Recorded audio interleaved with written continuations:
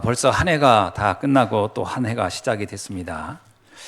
우리가 그 한 해를 맞이하면서 우리가 붙잡고 가야 할 말씀, 다시 한번 우리 교회 강단의 말씀을 좀 우리가 깊이 좀 묵상해야 되겠다 싶습니다. 우리 전체 전도운동하는 저희들이 붙잡을 말씀의 주제는 나의 24, 교회 24, 현장 24라는 제목을 여러분이 받았을 것입니다. 그래서 우리가 금년 한 해 동안에 보좌라는 축복, 보좌라는 단어 여러분 아시죠? 임금이 앉는 자리다 이런 뜻이고요. 하나님이 계신 곳이란 뜻이 보좌라는 뜻입니다. 다시 말하면 하나님이 주시는 축복으로 24의 삶이 되고 또 우리 교회가 그 축복 속에 있고 우리 현장이 또 그 축복 속에 있어야 할 줄로 믿습니다. 그러는 중에 우리 성도님들이 함께 금년에 우리가 받을 제목을 우리가 함께 나누려고 합니다. 제목은 오늘 마태복음 28장 19절에 있는 말씀입니다. 너희는 가서 모든 민족을 제자로 삼으라. 이 말씀은 예수님께서 부활한 이후에 제자들에게 주신 마지막 미션입니다. 그럼 이 미션을 왜 줬을까요? 제자들을 피곤하게 하려고 준 말씀은 아닙니다. 또 제자들이 힘들게 살도록 하려고 이 말씀을 준 게 아니에요. 이 말씀은 제자들의 삶을 전환시키는 가장 중요한 말씀입니다. 우리 인생이 복음 때문에 분명히 우리 운명은 바뀌었어요. 근데 바뀐 운명을 누리는 현장이 중요합니다. 그 현장에서 무엇을 하며 살아야 되겠느냐 하는 겁니다. 바로 제자 삼는 삶을 살아야 할 줄로 믿습니다. 왜 제자를 삼아야 하느냐? 이유가 있습니다. 우리가 살고 있는 현장 자체가 지금 재앙으로 사단이 장악한 현장이기 때문에 이 현장을 바꾸는 그 응답을 누리지 않으면 절대 안 되게 돼 있어요. 그래서 성경에 보면은 창세기 1장 12절에 혼돈, 공허, 흑암이 가득하다 이렇게 표현했어요. 이것은 하나님이 없는 세상을 표현하는데 가장 정확하게 전 설명했다고 봅니다. 그래서 그 결과가 뭐냐? 위기가 찾아온 겁니다. 가정의 위기가 왔고 교회의 위기가 왔고 국가의 위기가 있고 세계의 위기가 찾아온 겁니다. 혼돈, 공허, 흑암이라는 이 상태가 있기 때문에 위기는 올 수밖에 없는 거거든요. 자, 그래서 이 위기를 바꾸는 방법, 이 비밀이 뭐냐? 물론 복음입니다. 그러나 이 복음을 스스로 할 수는 없어요. 전해주는 자가 있어야 되는 겁니다. 그래서 바울도 말하기를 이 복음을 누군가 전해줘야만이 그 듣고 구원받고 삶이 바뀌고 현장이 달라지지 않느냐 이렇게 말씀하고 있거든요. 자, 그래서 우리는 이 복음을 전하는 일에 우리의 인생의 방향을 맞춰야 할 줄로 믿습니다. 자, 그래서 사람들은 이런 위기 속에 있음에도 불구하고 사실은 잘 모르고 있어요. 참 자기 자신이 막 가정이 무너지고 있고 현장이 무너지고 있는데도 그 이유를 잘 모르고 있어요. 왜냐? 잘못 원인을 진단하기 때문에 그렇습니다. 그리고 이 사단이 만들어 놓은 이 세 가지의 주제가 착각하게 만든 거예요. 그래서 자꾸 거짓 위로를 받으려고 합니다. 거짓 위로는 뭐냐면 본질은 바뀌지 않아요. 그런데 마치 바뀔 것처럼 착각하게 만드는 겁니다. 그게 제가 볼 때 창세기 3장이에요. 창세기 3장은 사단이 던진 아주 기가 막힌 유혹의 메시지인데 그게 뭐냐? 네 마음만 먹으면 넌 뭐든지 네가 다 할 수 있어. 이 생각을 자꾸 넣어준 거거든요. 그래서 우리는 언제 우리가 무너지냐면요. 내 마음대로 안 될 때 우리는 무너지거든요. 그러나 사실은요. 내 마음대로 안 되는 것이 정상입니다. 그죠? 인간은 자기 마음대로 자기 운명을 바꿀 수 없어요. 애당초. 인간은 하나님의 은혜 안에 살도록 되어 있는 것이거든요. 또 인간은 한계를 가지고 있는 것이 명확합니다. 심지어는 신앙인도 이런 착각을 해요. 열왕기상 19장 10절에서 또는 14절에 보면 엘리야가 이런 얘기를 해요. 뭐라고 하냐면 열심히 득심하여. 엘리야도요, 자기가 열심히 하면 뭐든지 다 될 줄 알았어요. 그러니까 신앙생활도 열심으로 하는 거예요. 여러분, 신앙생활을 열심히 하는 게 문제가 아니고요. 바르게 하고 하나님의 축복을 누리는 게 중요한 줄로 믿습니다. 근데 이 엘리야는요, 열심히 하면 되는 줄 알았어요. 그래서 많은 신앙인들이 가장 많이 하는 얘기가, 아, 목사님, 저 열심히 했는데 왜 안 되나요? 그래요. 예, 그 열심히 해서 그런 거예요. 그럼 열심히 하지 말란 말입니까? 아닙니다. 열심이라고 할 때 거기에 한 가지 전제가 있어요. 뭐냐면 의지대로 한다는 거예요. 하나님이 원하고 하나님이 계획한 대로 가는 게 아니라 내 생각대로 해보려고 한다는 거예요. 이게 큰 문제인 거예요. 그럼 내 생각대로 안 되면 무너지는 거예요, 그때. 그래서 신앙생활 하다가도 그만둔 분들의 대부분요, 그 의지대로 하다가. 그래서 원래 신앙생활을 열심히 한 분들이 한번 무너지면 재기를 못해요. 왠지 아세요? 내가 그렇게 열심히 해봤다. 내가 옛날에 남전도 회장도 해봤다. 내가 교사도 해봤다. 난 집사도 해봤다. 아, 나는 심지어는 남전도회 회장, 여전도회 다 해봤다. 어마어마하게 교회 헌신하는데 내가 충성도 했고, 교회 질 때 벽돌도 몇백 장 찍었다. 이런 얘기를 하거든요. 문제는 그 열심이 문제인 거예요. 왜냐? 그 열심히 모든 걸 다 바꿀 거라고 생각을 하는 거예요. 아닙니다. 하나님의 은혜를 찾아 누렸어야 돼요. 그 열심이 문제입니다. 그래서 나의 한계를 발견을 못하게 만드는 거예요. 그러다 한계가 오면 어떻게 해요? 확 무너져 버리는 거예요. 또 하나는 뭐가 문제냐? 창세기 6장입니다. 그 네피림이거든요. 그 네피림의 사건이 뭐냐면 네가 원하는 것을 가지면 넌 행복할 수 있어. 여러분, 사람이 자기가 다 사람들은 어떤 목적이 있어요. 욕망도 있고 어떤 그 계획도 있겠죠. 근데 그것을 이루면 행복할 거라는 생각을 해요. 그래서 모든 것을 내 생각대로 내 계획대로 되기를 원해요. 거기서 안 되면 거기서 우울해지는 거예요. 왜냐? 내 계획이 가장 정확하고 가장 행복할 거라는 생각을 하는 거예요. 여러분, 내가 계획을 이루고 짤지라도요, 이것을 이루시게 하는 분은 하나님이신 줄 믿습니다. 내 계획대로 안 되는 게 어떤 때는요, 더 축복입니다. 여러분, 야곱은 자기 계획대로 모든 게 잘 되는 것처럼 착각했어요. 그래서 야곱은 생각했습니다. 야, 이렇게 하면 내 인생은 행복해질 거야. 그러니까 삼촌 집에 가서 20년 동안이나 정말 이를 악물고 노력해서 돈도 모으고 했어요. 근데 마지막에 어떻게 됩니까? 자기의 계획대로 된 게 아무것도 없었대요. 돈은 모았는데 그 돈이, 재물이 자기의 인생을 행복하게 만들지 못했어요.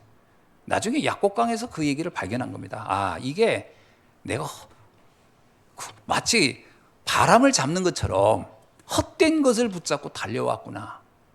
그 착각을 자기가 이제 그때서 발견한 거예요. 그래서 에베소서 2장 3절에서 뭐라고 얘기합니까? 육체와 마음이 원하는 대로 하지만 나중에 결과는 진노의 자녀처럼, 다시 말하면 불신자처럼 아무것도 안 남을 것이다. 그 당연한 결과가 뻔한 걸 왜 그 마음과 원하는 대로 내가 하면 다 될 거라는 착각을 하지 말아라.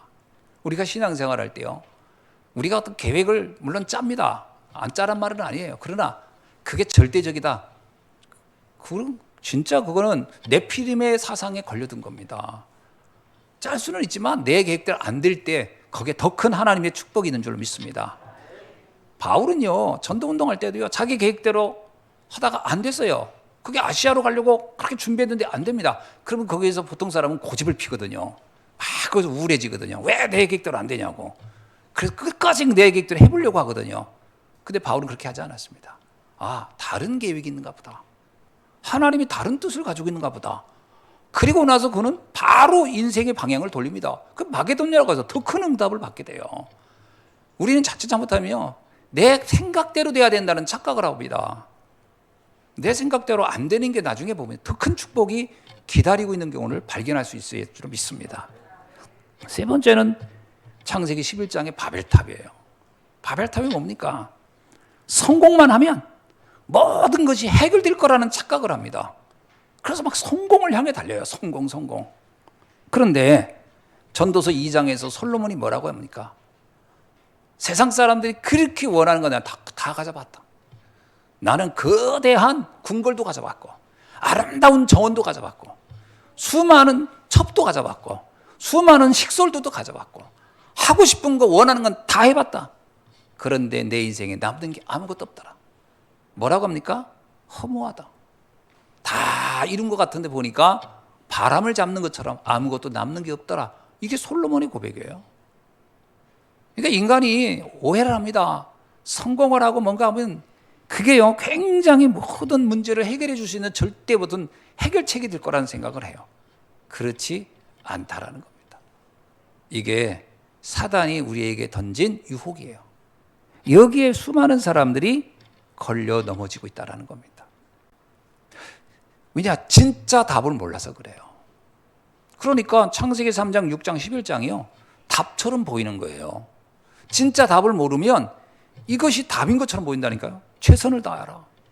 성공해라. 그리고 많이 소유하라. 그러면 너는 행복해질 수 있고 문제를 해결할 수 있고 뭔가 네 인생 멋지게 살 수 있을 거야 라고 하는 그게 유혹이라는 거예요. 거의 거기에서 빠져나오지 못하고 있어요.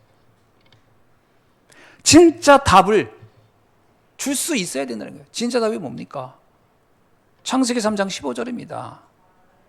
그리스도야말로 진짜 인생의 답이라는 거예요. 이걸 말해줄 사람이 주님은 지금 필요한 겁니다. 그러니까 그러면 이걸 누가 말해주냐? 알아들어야 되겠죠. 창세기 3장 15절의 비밀을 알아듣는 사람이 나와야 되는 거예요. 여러분, 머리가 똑똑한 사람이 필요한 게 아닙니다. 공부 잘하는 사람이 필요한 게 아니에요. 자꾸 우리는 오해하더라고요. 공부 좀 잘하고 똑똑하면 그 사람이 큰일을 할 것 같죠? 아닙니다. 그거 가지고요, 겨우 먹고 사는데 겨우 좀 해결할 수 있지만 그것이 하나님 앞에 쓰여지는 조건은 절대 아닙니다. 답을 알아야 돼요. 근데 이 답은 지혜가 있다고서 지식이 있다고 알려주냐? 그렇지 않으면 그 은혜입니다, 그냥. 그러니까 성경은 갈릴리 사람들이 그 답을 알았어요. 도리어 예루살렘에 있는 그 똑똑한 사람들은 그 말이 무슨 말인지 못 알아들었다니까요. 그러니까 이건 하나님의 은혜입니다. 그래서 내가, 그 바울이 그러잖아요. 내가 공부를 많이 해서 한 게 아니다. 이건 주의 은혜로다. 나의 나된 것은 주의 은혜로다. 주께서 나에게 이 은혜를 알게 하셨구나. 그래서 그 답을 줄 제자를 주님은 지금 찾고 있는 줄로 믿습니다. 그래서 하나님은 시대마다 이 답을 줄 영적 제자를 찾고 있다는 거예요. 이 시대에도 오늘날에도 이 영적인 답을 줄 제자를 주님은 찾고 계신 줄로 믿습니다. 베드로전서 3장 15절에서 뭐라고 베드로는 말하고 있냐면요. 너희 속에 있는 소망에 관한 이유를 묻는 자에게 대답할 것을 항상 준비하되 온유와 두려움으로 하고. 여러분, 우리가 답을 가지고 있으면요, 사람들은 압니다. 자기가 아무리 성공한 것 같아도 답이 아닌 걸 알아요. 바로 왕은 어마어마한 권력을 가지고 있고 성공을 했는데 그게 답이 아닌 걸 알았어요. 근데 다른 답이 뭔지를 몰라요. 왜냐? 답이 아닌 건 아는데 그럼 뭐가 답이지? 이것도 몰라요. 그러다가 요셉을 만난 거예요. 요셉을 보는 순간 바로 왕이 안 겁니다. 이 사람이 아는 게 진짜 답이구나. 그죠? 답을 찾고 있었던 거예요. 그래서 요셉이 그 다음에 답 줍니다. 그거로 끝난 겁니다. 여러분, 답을 준다는 것은요, 답이 없는 사람에게는 그야말로 이거는 절망과 저주에서 빠져나오는 최고의 사건이 아닙니까? 그러니까 이 바로 왕이 그거 깨닫는 순간요, 요셉에게 다른 거 아무것도 묻지 않습니다.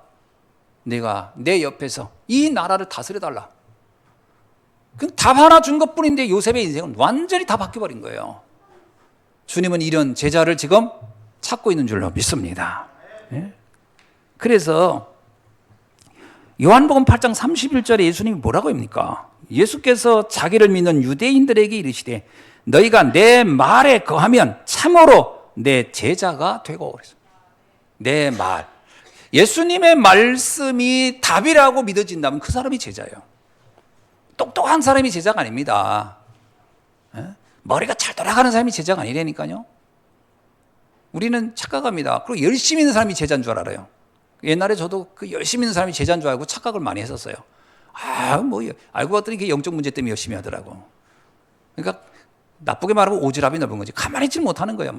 뭔가 열심히. 근데 그건 저 제자인가 보다 했는데 알고 봤더니 제자가 아니에요. 왜? 결과 문제 앞에 본인이 먼저 무너져 버리는 거예요. 중요한 답을 가지고 있어야 돼요. 그죠?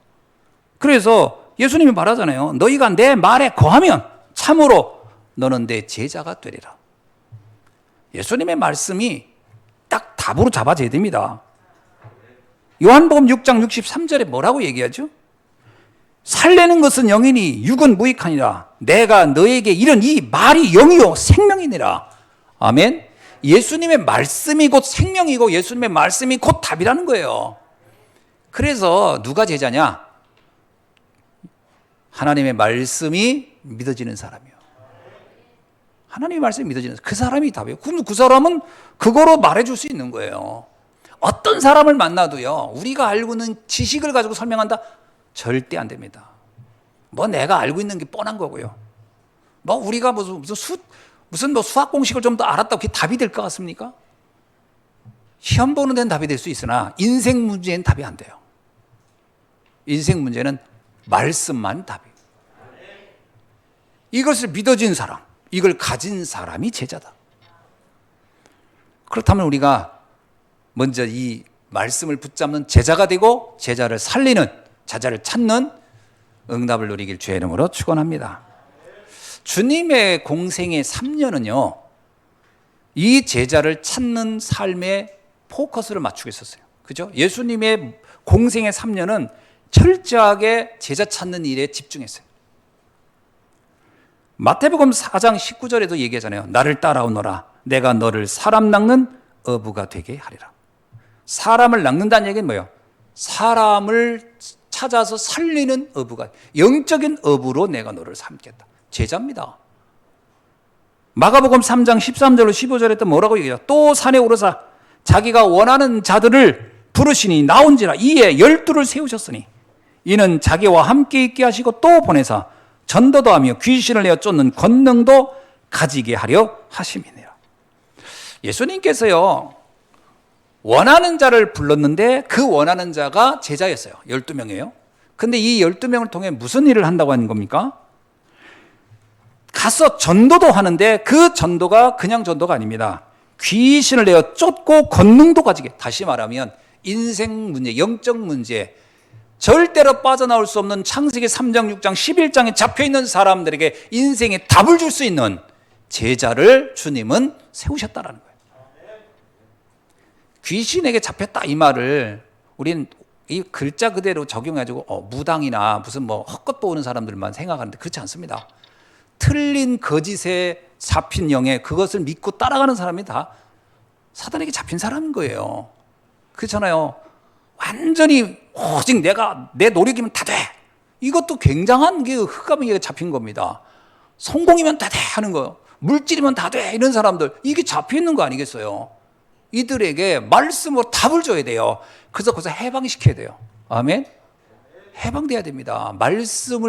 복음을 알게 되면요, 아, 내가 여기에 인생을 걸 필요가 없구나. 그 얘기는 뭐예요? 대충 살자 이 얘기가 아니에요. 열심히 살지만 그게 절대 진리가 아니다. 그건 필요에 따라서 있어도 좋고 없어도 상관없고 그래야 됩니다. 안 그러면요, 내가 막 이걸 절대적인 진리로 찾았다가 그것이 내게서 사라지는 날 어떻게 돼요? 그때부터 이제 뭐 무너지는 거예요.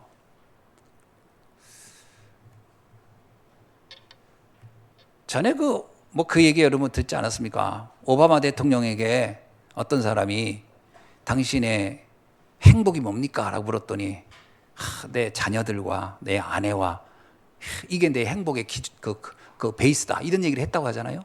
그러면 생각해 봅시다. 그러면 어느 날 자녀가 떠나거나 아내가 떠나거나 하는 날들이 오면 그의 행복은 사라지는 겁니까? 그러니까 베이스를 거기다 두는 수 있어요. 우리는 물질이 내 행복이다. 그럼 그게 내게서 없어진 날 어떻게 되겠어요? 진정한 행복의 기준을 말씀에 둬야 될 줄로 믿습니다. 그럼 어떤 상황이 와도 흔들리지 않아요. 그래서 주님은 이런 답을 가진 제자를 세우는데 주님은 3년의 공생활을 걸렸다는 거죠. 그래서 누가복음 19장 1절로 2절에 보면요, 예수께서 12제자를 불러 모으사 이렇게 나와요. 누가복음 10장 1절로 2절에 보니까 그 후에 주께서 따로 70인을 세우사. 그러면 12사도나 70이나 전부 다 제자입니다. 주님의 3년의 공생에는 제자를 찾는 데 집중했다라고 하는 거죠. 그 얘기는 뭐죠? 하나님이 가장 귀하게 여기는 것이 이 복음하는 제자가 이 시대 최고의 축복자여 응답자인 줄로 믿습니다. 그래서 오늘 본문에도 마태복음 28장 19절에도요. 그러므로 너희는 가서 모든 민족을 제자로 삼아. 오늘 이 자리에 계신 여러분이 제자이며 또 제자 찾는 응답을 누리길 주의 이름으로 축원합니다. 그때 우리 인생이 가장 행복해지는 거예요. 그때 우리 인생에 빛의 경제가 따라오는 줄로 믿습니다. 자, 그렇다면 우리는 그리스도의 제자로 세 부분을 살려야 합니다. 첫째입니다. 목회자를 살리는 제자의 응답을 누리길 주의 이름으로 축원합니다. 이게 무슨 말입니까? 목회자를 살린다는 말은 강단을 살린다는 말도 되고요. 하나님의 말씀에 가장 중요한 목회자, 복음을 전하는 그 주의 종과 함께 세계복음 하라는 거예요. 주의 종과 함께 세계복음 한다는 것은 우리의 인생에 굉장히 중요한 축복인 줄로 믿습니다. 그 대표적인 인물들이 누구냐? 로마서 16장의 제자들이에요. 그들은 우리가 잘 알고 있는 베베가 있고 브리스가고가 있고 그 다음에 가이오가 나오고 있습니다. 여러분, 이 베베는 어떤 사람이죠? 베베는 보호자의 역할을 했던 사람입니다. 그는 쉽게 말하면요, 심부름꾼의 역할을 잘했던 사람이에요. 근데 이 사람이 바울을 도와서 아주 중요한 서신을 전하는 일에 헌신한 겁니다. 이게 사실 바울이요, 자기가 쓴 서신을 아무도 전달해 줄 사람이 없다. 이겨같이 답답한 게 없을 거예요. 이게 전해져야 되거든요. 그 일을 했던 베베. 그래서 사실은 이 베베가 했던 심부름은 단순히 심부름이 했다기보다는 주의 종이 복음을 전하는 일에 굉장히 중요한 심부름을 했다는 겁니다. 그게 목회자가요, 이 복음이 증거되는데 이 일을 심부름할 수 있다는 사람이 있다는 것은 굉장히 행복한 일이죠. 오늘 여러분이 베베 같은 응답을 누리길 주의 이름으로 축원합니다. 또 하나는 브리스 아굴라입니다. 브리스 아굴라는 산업인이에요. 특별히 중직자의 역할을 받은 사람입니다. 그래서 그는 동역자의 역할을 했어요. 바울을 위해서 자기의 인생을 걸고 목숨이라도 바쳐서 내가 함께 이 복음 운동하겠다. 저는요, 그게 바울의 축복이지만 반대로 브리스 아굴라의 축복인 줄 압니다. 사람이 삶을 살아가면서 뭔가에 내가 인생을 걸만한 거를 잘 찾았다? 그건 행복한 거예요. 그래서 옛날에 유명한 영국의 어느 철학자가 이런 얘기했어요. 우리가 태어나는 것은 육신의 생명을 얻는 거지만 내가 생을 걸 만한 일을 찾는 것은 제2의 생명을 얻는 것이다. 이런 말을 했어요. 그러니까 사람이 뭔가 내가 생을 걸고 헌신할 수 있는 것이 찾아서야 돼요. 그게 없으면 사람은 방황합니다. 인간은요, 동물이 아니기 때문에 그냥 의식주만 하다 간다? 되게 공허하고 허무해요. 그래서 노년이 되면, 나이 먹으면요, 우울해지는 거예요. 저는 중년 우울증이 어디서 오냐면 인생을 생을 걸고 도전할 수 있는, 생명 걸고 도전할 수 있는 걸 찾지 못하면 젊었을 땐 젊음으로 커버가 되지만 나이 먹으면 우울해질 것이다. 우울해집니다. 그것을 찾아야 돼요. 전 브리스 아굴라가 바울을 보면서 이 전도운동에 내 인생을 걸겠다. 저는 그 브리스 아굴라의 축복이고 행복했다고 봅니다. 이것을 여러분이 금년 한 해를 누리는 축복이 있어지길 주의 이름으로 축원합니다. 또 하나는 식주인이에요. 가이오입니다. 가이오가 물론 산업인의 대표적인 인물이죠. 근데 그 산업이 어디에 쓰여지느냐는 거예요. 어떤 사람은 돈을 열심히 벌고요, 마지막에는 이걸 어디다 써야 될지 몰라가지고 떠날 때 뭐 학교에다 기부하는 사람도 있고, 그렇지 않습니까? 가끔 뭐 그 김밥 팔아가지고 돈을 모았는데 마지막 학교에다 다 기부하고 가는 사람도 있고, 나름 이제 그 의미를 찾는 거죠. 어떤 사람은 뭐 어떤 복지단체다 다 내고 가는 사람도 있고 그렇습니다. 대부분은 그냥 자녀들에게 넘겨주고 가요. 근데 결국 그게요, 큰 의미가 없습니다. 하나님은 우리의 인생이, 우리의 생이 어디에 쓰여지길 원하느냐 하는 거예요. 복음을 위해서 쓰여지길 원하는 줄로 믿습니다. 저는 이 가이오가 이 산업에, 여기 하나님이 빛의 경제가 집중됐다고 보는 거예요. 하나님이 볼 때 누구에게 이 경제를 축복할 것인가? 가이오는요, 온 교회의 식주인의 역할을 했다는 거예요. 복음을 전하는 현장에 복음을 전하는 주의 종을 도와서 복음 운동하고자 했던 이 가이오의 인생, 전 가이오의 인생이 가장 행복한 인생의 산업인으로 살다가 갔다고 확신하거든요. 이 축복이 오늘 우리가 언약으로 붙잡아야 할 줄 믿습니다. 우리가 지금 경제가 없다고 해서 그 언약을 안 잡느냐? 아닙니다. 그 언약을 잡아야 하나님께서 거기에 빛의 경제를 주실 줄로 믿습니다. 그죠? 경제를 줄 때는 그 그릇, 담을 수 있는 그릇이 있어야 되잖아요. 그릇이 뭐냐? 우리의 언약입니다. 언약이 그 사람의 그릇이에요. 그래서 만약에 내가 아무런 계획도 없어. 그러면요, 하나님이 줄 수 있는 그릇이 준비되어 있지 않기 때문에 받을 수 있는 경제도 없는 거예요. 그러면 내가 언약에 그냥 세 끼 먹고 사는 거. 그러면 세 끼 먹는 정도에 끝나는 거예요. 언약을 붙잡길 주의 이름으로 축원합니다. 주의 종을 도와 전 세계 모든 교회를 살리는, 그래서 여러분이 가이오 같은 응답을 언약으로 붙잡기를 바랍니다. 그럴 때 목회자의 마음이 시원해지는 거예요. 물론 목회자의 마음을 시원케 하는 방법이 여러 가지 있겠지만 성경에 있는 내용대로 하면요, 복음의 심부름꾼, 그리고 함께 생을 걸고 전도운동을 하는 동역자, 그리고 전 교회를 살리는 식주인의 응답, 이걸 잡는다면 아마 전도운동하는 주의 종은 마음이 시원할 겁니다. 이 응답이 교회를 살리는 것이고 이것이 주의 종을 살리는 비밀인 줄 믿습니다. 그래서 우리가요, 말로 살리는 게 아닙니다. 일로 살리는 게 아니에요. 응답으로 살리는 겁니다. 그럼 응답은 뭐냐? 언약을 잡는 거예요. 여러분, 내가 언약을 잡으면 잡은 언약은 반드시 성취되게 돼 있거든요. 우리는 자꾸 결과를 자꾸 보고서 어떤 결과가 일어나면 그거 가지고 내가 언약을 잡을 거라고 생각해요. 아닙니다. 히브리서 11장 1절이에요. 믿음은 바라는 것들의 실상이요 보지 못하는 것들의 증거니라. 여러분, 아브라함이 갈 바를 모르는 하나님의 말씀을 자꾸 움직였기 때문에 복의 근원이 된 거예요. 말씀을 잡는 것부터 시작하는 거예요. 이게 의외로요, 그동안 우리는 계속 눈에 보이는 걸 놓고 결단하는데 익숙해져 가지고 뭔가 보여야 한다고 하거든. 뭐 이렇게 결과를 봐야 한다고 하는데 그건 이미 늦습니다. 그리고 되지도 않고요. 먼저 언약부터 잡는 축복이 있어지길 주의 이름으로 축원합니다. 그래서 2022년에 출발하는 지금 우리 미래는 사실은 불확실성에 있는 겁니다. 잘 모르잖아요. 뭐가 어떻게 될지 모르잖아요. 한 번도 안 가본 길을 갑니다. 앞으로 미래가 어떻게 될지 아무도 몰라요. 그런데 언약을 잡으라. 먼저 잡으세요. 그 잡은 언약은 여러분의 인생을 인도해 갈 것입니다. 아멘. 왜냐? 말씀은 살아있고 운동력이 있기 때문에. 그래서 먼저 여러분의 생애에 난 하나님 말씀을 붙잡겠다, 이거부터 시작을 하기를 주의 이름으로 축원합니다. 두 번째는 중직자를 살리는 응답을 갖는 제자가 되어야 할 줄 믿습니다. 여러분, 우리는요, 하나님께서는 70인 제자를 불렀잖아요. 12사도를 불렀고 70인을 불렀습니다. 주님은. 우리가 중직자의 응답은, 내가 직분을 갖는 것은요, 굉장한 축복입니다. 아멘. 그건 성직이라고 하는 거거든요. 중직자를 가리켜서 집사가 되고 안수집사가 되고 권사가 되고 장로가, 이거는요 성직입니다. 하나님이 주신 거예요.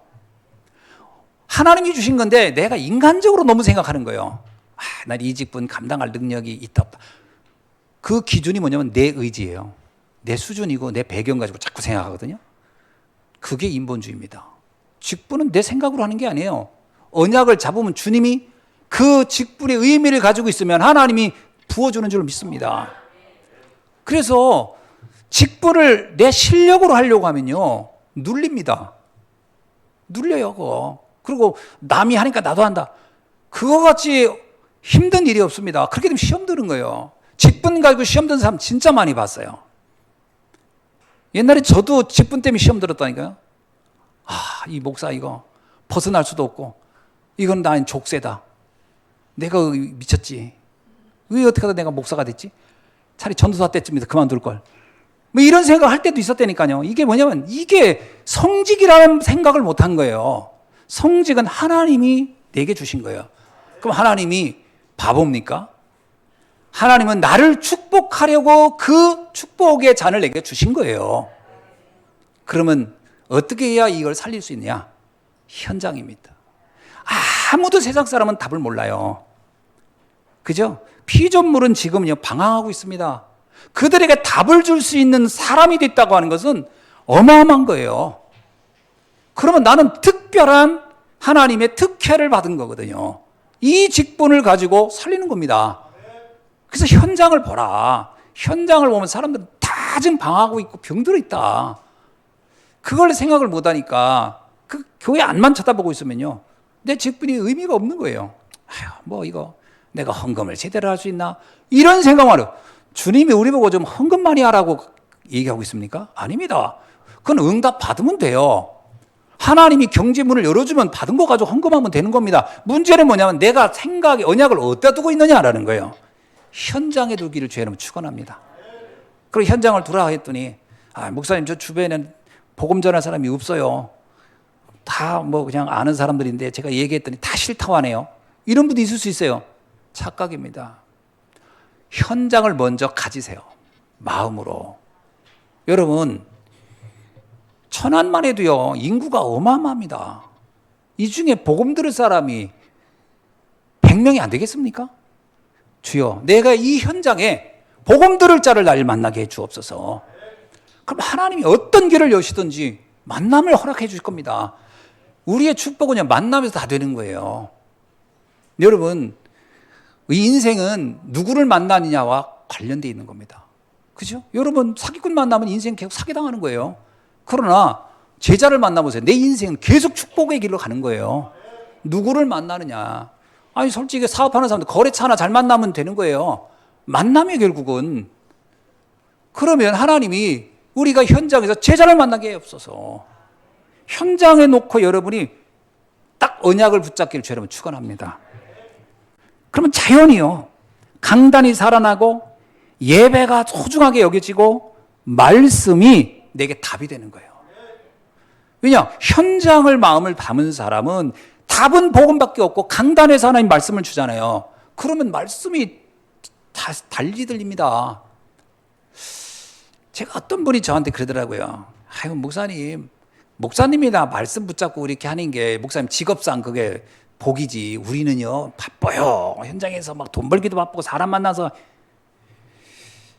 여러분 인간의 본성, 본질은 똑같습니다. 돈이 있어도 방황하고 있는 거고요. 없어도 방황하고 있고요. 많이 배워도 방황하고 있고요. 못 배워도 방황하는 겁니다. 답은 복음밖에 없어요. 우선 내가 그 사람을 밥을 한 끼 사줬다고 답이 되는 게 아니라니까요. 여러분 사주면요 그거는 그냥 술 친구가 될 수 있고 그냥 음식 사줄 때만 친해지는 거예요. 그렇죠? 사람이라는 게 먹여서 친해진다? 안 먹일 땐 떠납니다. 그건 친구도 아니에요. 그건 아무것도 아니에요. 그거. 내가 어려워지면 다 등 돌리고 떠날 사람들만 있는 거예요. 내가 뭐 좀 베풀 때 내 주변에 있다? 그걸 어떻게 그걸 친구라고 볼 수 있습니까? 내 호주머니 말라지면 다 떠날 사람들인데. 뭐가 있어야 되죠? 복음으로 답을 난 사람이 있어야 돼요. 내가 어려울수록 그 사람은 더 생을 걸고 나를 도울 겁니다. 그게 내 인생의 모든 축복의 시간표가 그 안에 있는 거예요. 특별히 사업하는 분은요 더 중요하다고 생각합니다. 제자를 만나보세요. 내 사업 첫 사람이 내 제자가 돼보세요. 전에 그 대구에 어떤 그 네일 아트 하는 분 얘기 안 들었습니까? 그분이 오는 손님들마다 답을 줬다는 거예요, 자기가. 그랬더니 그분이 완전 단골이 되대.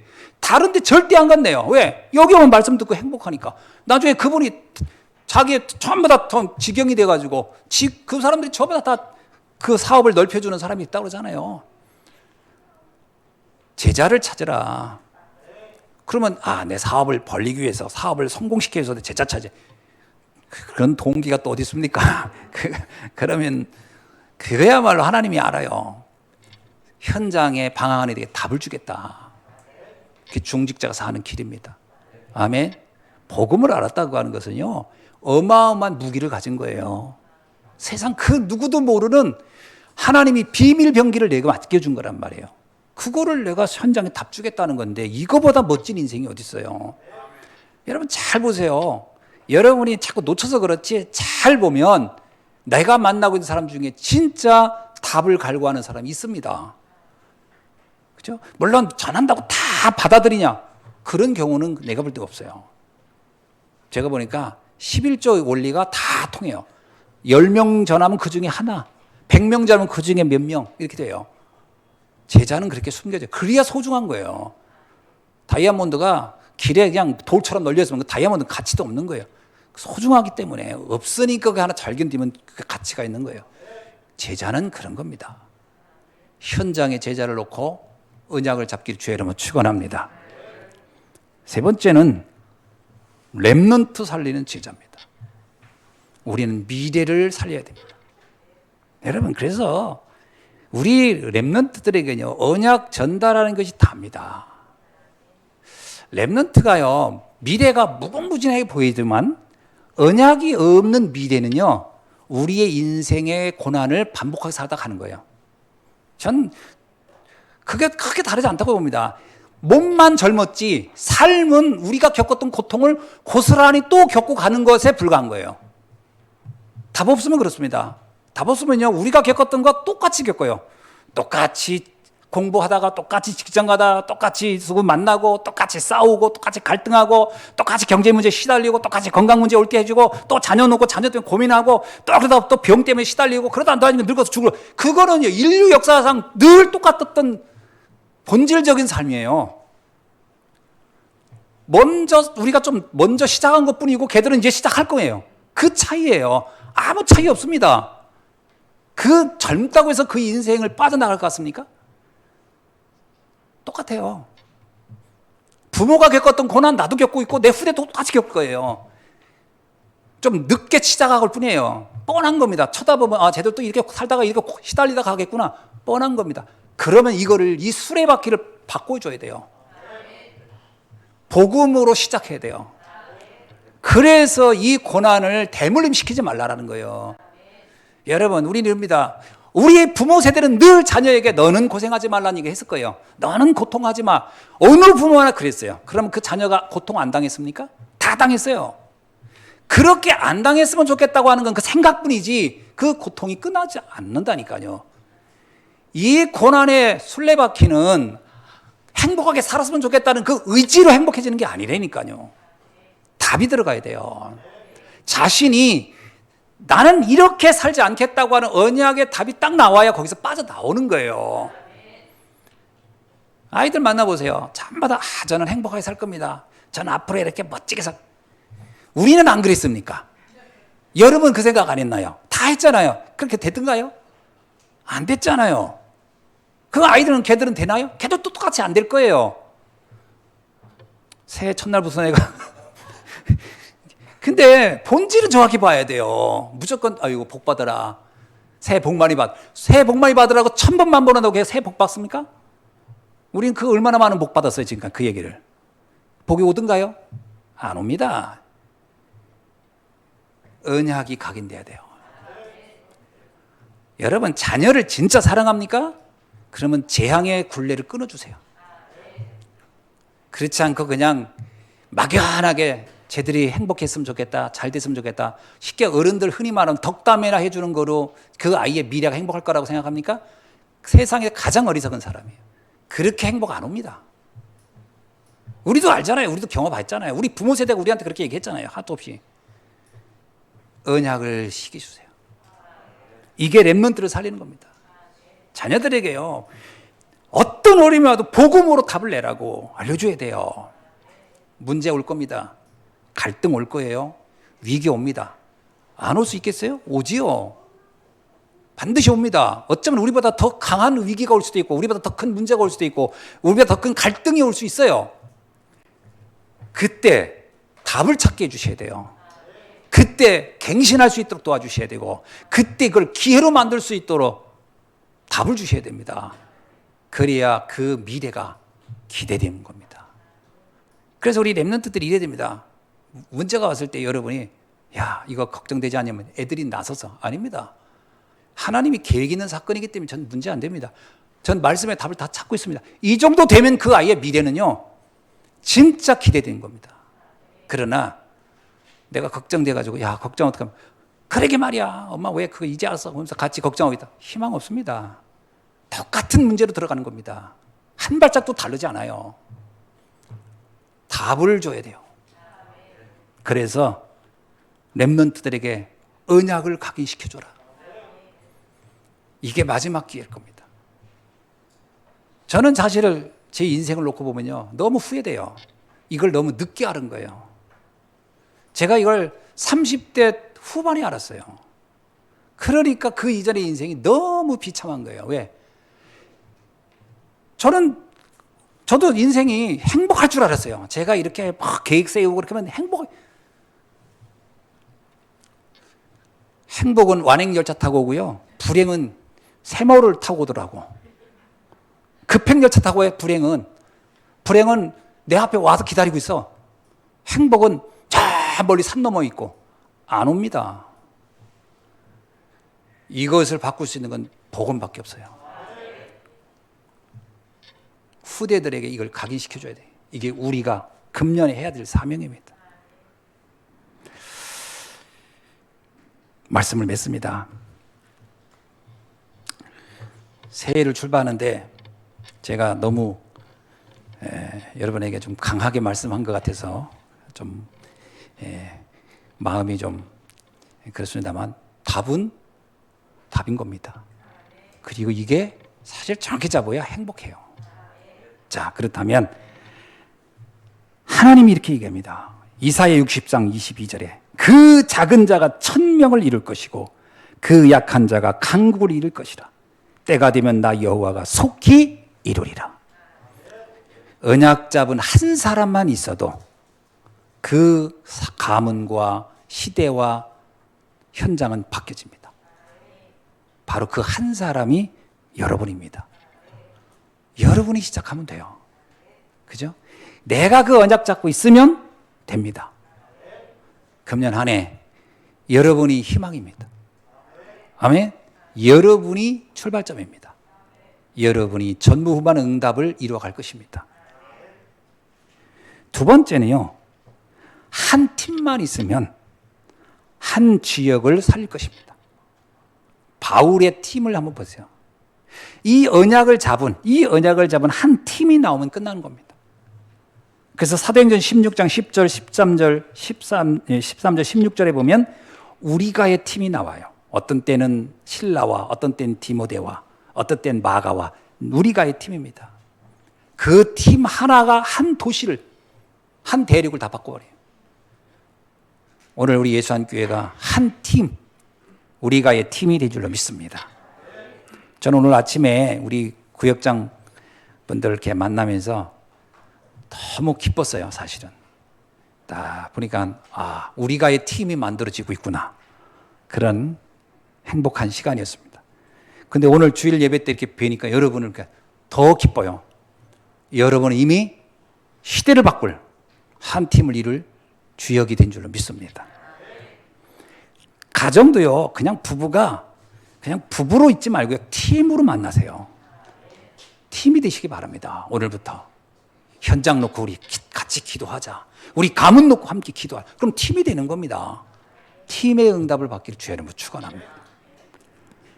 그리고 마지막입니다.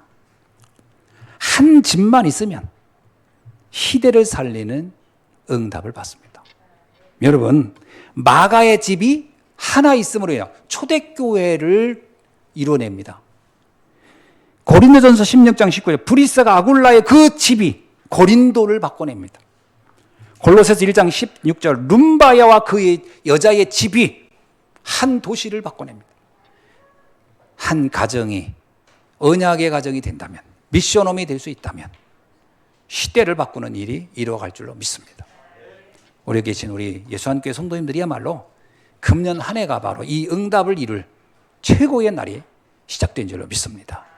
진심으로 축하드리고 또 감사드리고 환영하며 이 응답의 주역이 된 것을 진심으로 축하드립니다. 기도하겠습니다. 하나님 감사합니다.